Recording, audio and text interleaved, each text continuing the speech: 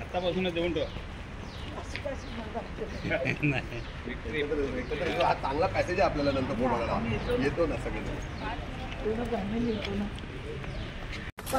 पाठी आहे जरा पाठी. अरे कसं येईल तुम्ही? एक मिनिट.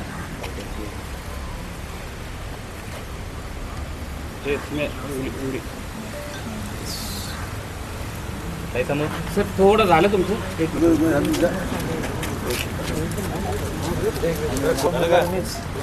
मिनिट नाही करू. फोटो कुठे भेटतो?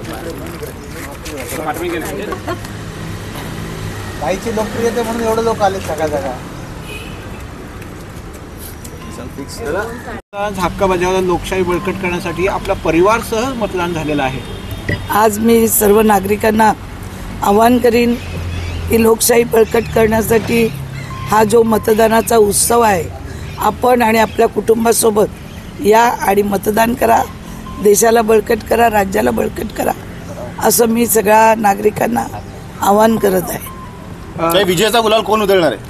आपल्याला येणाऱ्या 23 तारखेला माहिती पडेल की विजयाचा गुलाल कोण उधळणार आहे. तो एका महिलेला कोंडीत पकडण्यासाठी सगळेजण एवढे रस्त्यावर मैदानात उतरलेले आहेत. धनशक्ती विरुद्ध एक महिला, अशी संघर्ष नवी मुंबईत होत आहे या निवडणुकीत. अतिशय रात्री बऱ्याच वेळा पोलिसांना मी सांगण्याचा प्रयत्न केला. प्रत्येकजण आपल्या ऑफिसमध्ये बसून घराघरात पैसे वाटत होते. चुकीची प्रथा ही सुरू झालेली आहे. मी 2 निवडणुका निवडून आलेली आहे. अशी कधी मी बघितलं नाही की घरात वोटरला पैसे देणं. आज तुम्ही द्या, 3 महिन्यांनी कॉर्पोरेशनची निवडणूक आहे. हे चुकीचा पायंडा जो पडत चाललेला आहे. कार्यकर्त्यांना जेवणासाठी, पोलिंग बूथसाठी, पोलिंगसाठी पैसे देणं वेगळी गोष्ट आहे. पण आज तुम्ही मतदारांना लालच देऊन जे मतदान घेत आहे ती चुकीची प्रथा आहे.